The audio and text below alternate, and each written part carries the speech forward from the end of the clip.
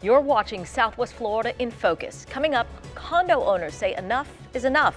Excessive fees are just one reason why the real estate market is saturated with condos. Now the Florida legislature is trying to find ways to ease condo concerns. It's been an unusually dry spring leading to severe drought warnings. How warmer oceans associated with climate change could impact the state's critical wetlands.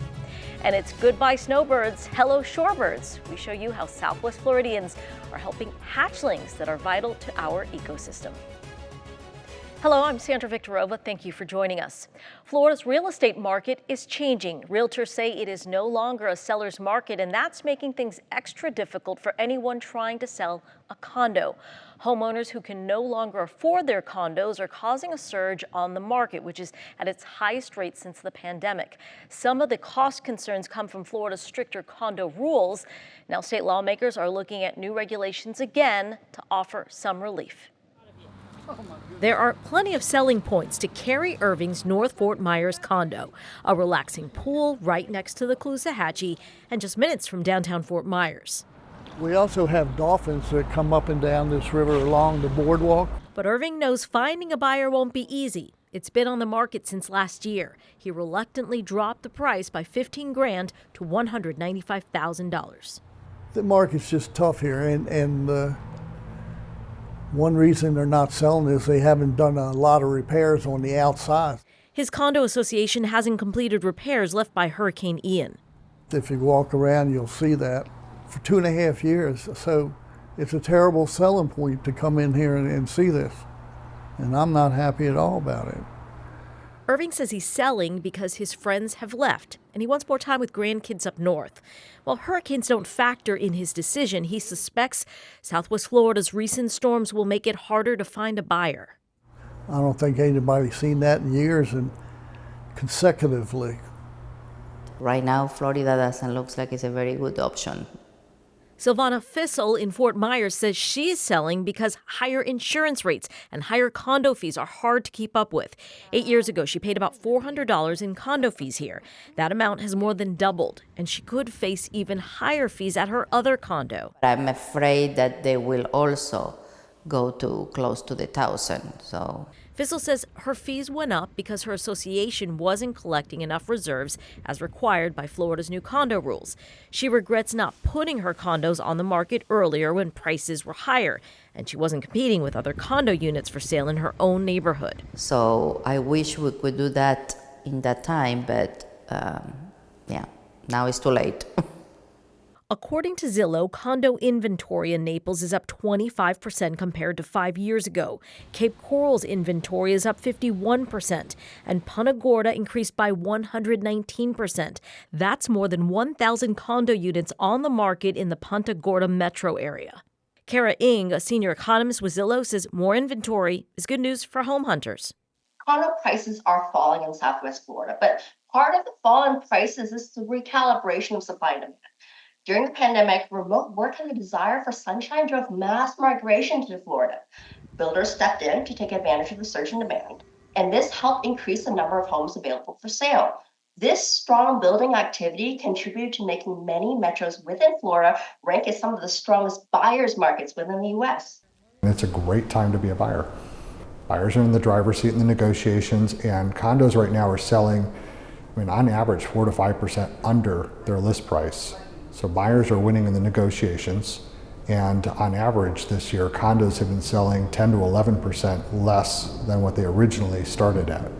So, over time, buyers are going to have a lot of baked-in equity if they buy now and they hang on to what they purchased. Fissel wishes the cost of holding onto her investment properties wasn't so tough, so she could follow through with plans to retire here. Right now, I need to probably look for someplace else. Irving says he'll be back to Southwest Florida, but more likely as a renter. He's looking on the bright side because he doesn't need to sell quickly. He has time to find the right buyer. It is a good starter home for a family, a small family. The state's new condo laws mandated tougher inspections for older condos and forced associations to maintain a certain amount of money in reserves for maintenance. That led associations to hike monthly fees, discouraging buyer interest. To alleviate some of the pressure on condo owners now, the state legislature is proposing updates to condo laws again. Here to explain is WLRN host and senior economics reporter Tom Hudson. Welcome, Tom. Great to be back with you. Thanks for the invitation. So it seems like every few days, Tom, I see headlines, even in national media, saying Florida's condo crisis. Are we in a condo crisis? Well, it depends upon location and perspective. The condominium market here in Florida, no doubt, is experiencing an increase in units for sale. So there's more supply of units for sale, and median prices of closed sales have been falling. So is it a crisis? Well, listen, I mean, if you bought your condo 10, 15, 20 years ago, you're still up money. If you bought your condo in the last 5 years, maybe not so much. If you're facing a condominium with big special assessments or an increase in higher fees and are trying to find a buyer while your neighbors are also trying to find buyers, yeah, that could be a crisis, but it really is location and perspective unique. So, Tom, how do state lawmakers propose to change the current condo rules again and improve the situation for condo owners? Yeah, the lawmakers want to reform their own reforms that they put into place just a few years ago in reaction to the collapse of the Champlain Tower South condominium building in Surfside. The House and Senate on Wednesday this week gave an okay to changes to these reforms, essentially allowing condominium associations more time to get their milestone structural inspections done. Those were supposed to be done at the end of last year. They want to give another year for those inspections to be done. And condominium associations this year were supposed to begin building their reserves, essentially saving money for a list of pretty basic maintenance repairs. They're allowing, under this legislation, more time for condominium associations to build up their reserves, to build up that savings account in order to pay for regular maintenance and repairs. So really just trying to kind of kick the can down the road just a little bit more so that these associations and their owners aren't facing such high special assessments or significantly higher monthly assessments right away. Could there be a bright side to this surplus, to the falling prices as far as our affordable housing prices? There is the bright side that condominium prices are going down if you are a buyer, certainly. But that comes with a couple of caveats to note that buyers need to be aware that they could be buying in a building that is undergoing a structural inspection and may not have financial reserves to pay for regular repairs and could be facing a special assessment or could be facing higher monthly assessments. While we do have a lot more condominiums on the market looking for buyers here, and prices for those vintage condominiums that are 30 years old or older, are moving down, we are not seeing anything like we saw during the Great Recession. Yes, we are at multi-year highs of the number of condominiums for sale, even in Southwest Florida, but we're not seeing the kind of numbers that we saw during the worst of the Great Recession. Tom Hudson, we always appreciate your reporting. Thank you. Thank you. Coming up, could a black bear hunt return to Florida? We speak to a hunting advocacy group to learn how a new proposal could differ from previous controversial hunts. If you're hoping for more rain, you are not alone. According to NOAA, the current drought is affecting nearly 1.5 million Southwest Floridians. All counties in the region have severe to extreme drought conditions, and that's raising concerns about this year's wildfire season. While a lack of precipitation isn't uncommon here, scientists say we're actually seeing a change in our area, rain patterns that will have profound impacts on our region. To explain, we are joined now by Professor of Ecology and Environmental Studies at FGCU, Dr. Edwin Everham. Welcome, Dr. Everham. Thanks for joining us. Thank you, Senator. Really nice to be here today. Well, let's start with this. I think a lot of us got used to basically every afternoon we could just anticipate those late afternoon rain showers, and it feels like that's changing. Is it? And if so, why?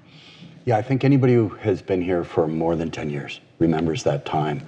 But of course, it's April still. Yeah. And so we don't anticipate that time coming until sometime between May 15 and June 15 when God turns on the rain, right? But historically, in our experience, that there's a moment when the rainy season starts and it just sets in.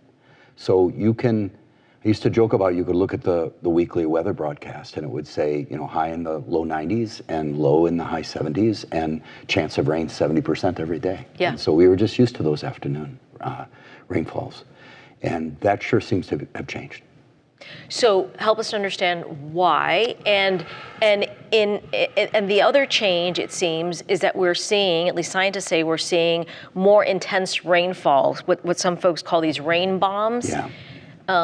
So when I talked with other ecologists, when they started to see these shifts in the afternoon rainfall, one theory was that we were losing so many inland wetlands.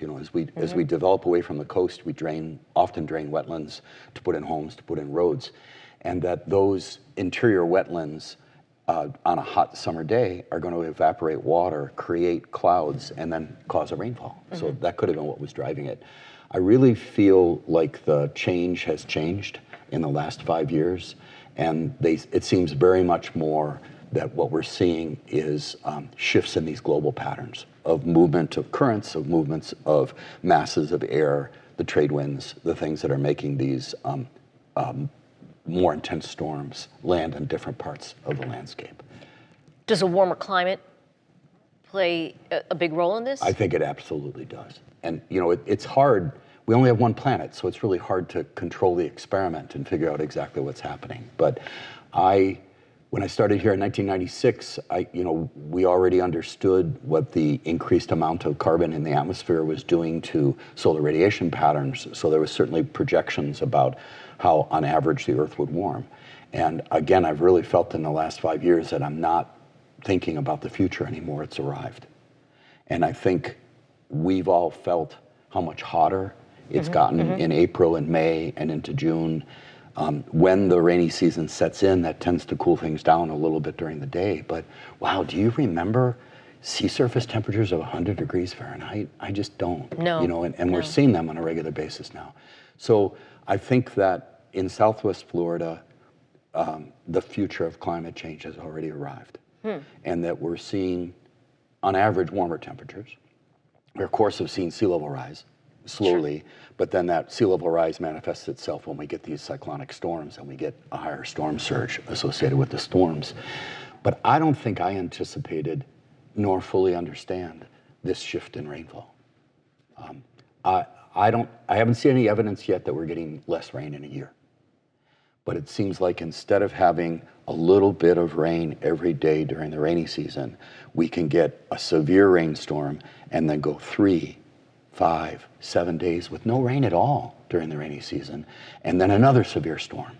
And then, of course, we've been getting so many more hurricanes arriving that when you total up the rain at the end of the year, it's, this is what we see on average, between 50 and 60 inches a year, but it's coming in different slugs.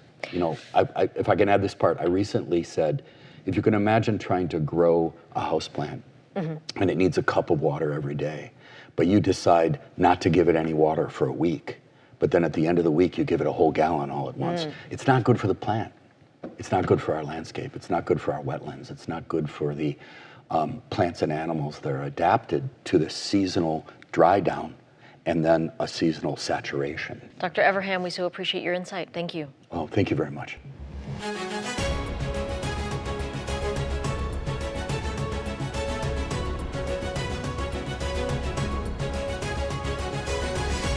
We hear a lot about turtle nesting season. Lights out on the beach began May 1st, so hatchlings can find their way to the water, and people often mark turtle nests. At the same time, other beach-loving wildlife are also laying eggs. As WGCU reporter Mike Walter explains, we don't hear nearly as much about staying away from their nests. It's a vital time of the year for plovers and least terns. Those are the birds hopping on the mudflats and along the coastline. And it's critical for black skimmers zooming over the water, looking to nab a fish. Right now, these shorebirds are laying eggs in large colonies in the sand and in solitary nests and vegetation on the edge of beaches. They're doing so all along Florida's Gulf and Atlantic coasts. I think there's a lot that I can't help in the world, but I can help these birds. Megan Hatton of Audubon of Florida met us on Lover's Key in Lee County. She says the terns that nest here have a special place in her heart.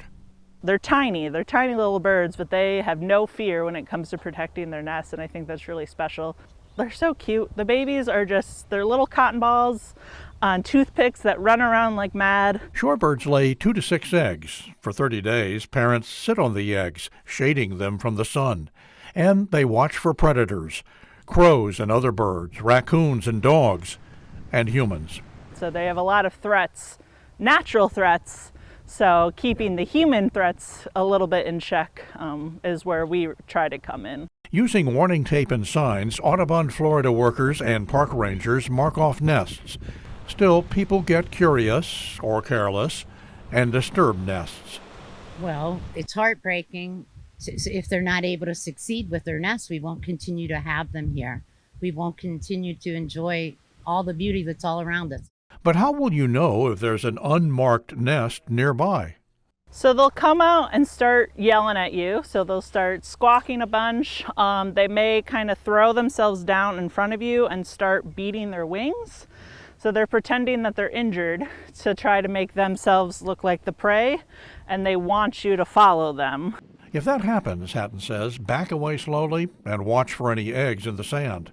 Why worry about birds that are not on the endangered species list? Megan Hatton says, as the landmark book Silent Spring pointed out more than 60 years ago, birds are sentinels. When the environment hurts them, it also could hurt people. Kind of like if you think about the canary in the coal mines, like they brought birds down there to help to see like what's good for them. It's here too, where we should be helping birds because it helps us. Audubon says shorebird nesting season begins in early May, but peaks in late May through June. For WGCU News, I'm Mike Walsher. Florida Fish and Wildlife does not publicize the number of citations given each year for disturbing shorebird nests. Audubon, Florida says officers usually rely on education and warnings. Citations do carry a fine starting at $100 for a first offense. For the first time in a decade, Florida Fish and Wildlife is considering the option of reinstituting a bear hunt. Following a series of public meetings, FWC staff will offer their proposals later this month if a hunt should return. That appears to be likely. To help us understand what a returning bear hunt could entail, we are joined by Mark Barton, an ecologist and the fundraising chair for the Florida chapter of the Backcountry Hunters and Anglers. Thank you for joining us, Mark. We appreciate it. Yeah, thanks for having me. I'm excited to be here. So we know the state obviously monitors the bear population, and I believe there's just about 4,000 bears in the state of Florida. That's nearly double what it was 20 years ago.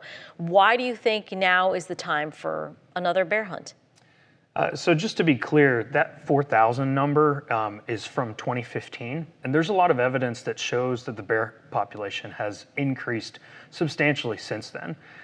There's a number of scientific articles that support this, but more importantly, we know that in the bear management units, which were essentially established because there were subpopulations that were genetically distinct within the state, we know that those populations are well above the minimum threshold that was established by FWC over a decade ago. And so we know that these populations are sustainable. We know that there is a resource there that we can use to generate funding for conservation. You were telling me earlier that there's some hot spots for bears. There's other areas that don't have very many bears or any at all. So, some folks are concerned that, this could be a problem for the population growth in the future. What are your thoughts? Yeah, so, our goal as conservationists is to make sure that we're not having detrimental impact to the population. We don't want to see that population decrease. And the way that the proposed hunt is set up, it should prevent that from happening. And in terms of the unevenness in the population, there are certain areas where we really do need to reduce that density. But in other areas, we really want to encourage bears to move into those areas. And so there's certain ways that the biologists are going about that, but they've been incredibly thoughtful in addressing everybody's concerns. A lot of the folks arguing against this bear hunt point to the problems in the previous hunt. I believe that was in 2015. Their concerns were about baby bears being killed and bears that were underweight. Can that be resolved for a future hunt? Yeah, I think it's important to address as well that the regulations that are put in place are very conservative. And so when you say baby bears, we're really talking about subadult bears that were just beneath the threshold that FWC had set, which was 100 pounds. As I said, this is very conservative. In other states like Georgia, that threshold is at 80 pounds. So those bears that are a few pounds below that, they're not really baby bears. But that said, this is obviously not the goal. This is not what we want. But it is inevitable that people will occasionally make some mistakes. And the people that made those mistakes were dealt with. They were issued fines and whatever FWC needed to do to deal with those situations. So Mark, what specifically is different from this year's proposal on the hunt compared to the previous one? So first, I think we should talk about the first hunt. In 2015, it was organized in what they call a derby, which is essentially that anybody can buy a tag, and then they have a quota that they're trying to meet. And people are reporting when they make a harvest, and when they get close to that quota, they close the hunt. So this style of hunt sort of incentivizes hunters to harvest the first bear that they see, because if they wait for a different or a bigger bear, then they might not have another chance because the hunt might be closed already. And so because of this, there was a higher female to male ratio of harvest. And we want to avoid that in the future. So for this hunt, the number of tags allocated is the quota. So there's 187 people that are going to have tags, and that means that at maximum, only 187 bears will be harvested. They've made sure that the season is a little bit longer. That allows hunters to be more selective so they can wait for that larger male bear, again, minimizing the chances of a female being harvested. Thank you, Mark Barton. We appreciate it. No problem.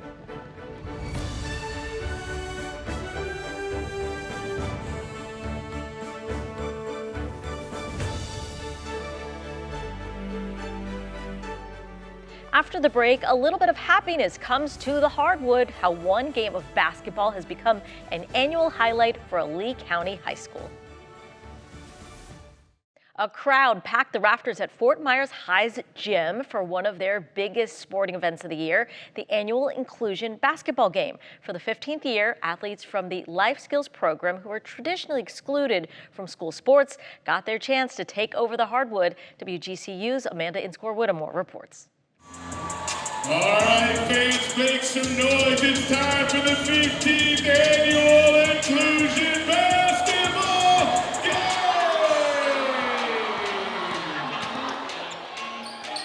Game! Each year, we celebrate Inclusion Week with the Special Olympics of Florida and our school, and promote some activities, have themes each day that the kids participate in, and we end with our Inclusion Basketball Game pep rally. Watch me. The kids practice for about 2.5 weeks. We go over basic fundamentals of basketball first, because some of them are pretty new to the game. We also have some experienced players as well that have been on our competitive basketball team. So we try to mix it up and even it out so that the game has good flow. The kids are evenly matched up, so it's very entertaining for our student body. It's by far my favorite day of the year. I know how much it means to the players and our ESE students, but to know that our staff and our students look forward to it as well makes it a big deal. I don't know how it's going to end out, but hoping it's a good game. I know we lose some, you win some. That's what I know. And I'm thankful I'm learning more things as I grow up. We're down to 40 seconds.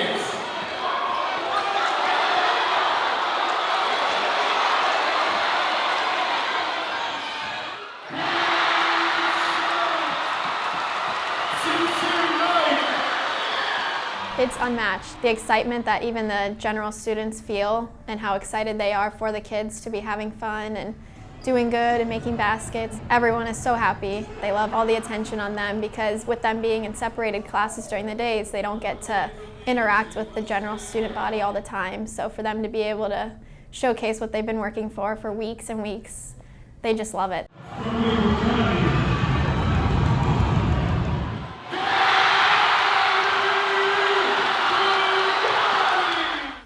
Coming up next week, competing in the game of better health. FGCU athletes share their journey as leaders in their respected sports while dealing with the daily struggles of diabetes. Join us for that story and much more next week. And don't forget, we'd love for you to like and subscribe to our WGCU News YouTube channel, where you will find all of our stories, including those extended interviews. Until next week, have a great weekend, everyone.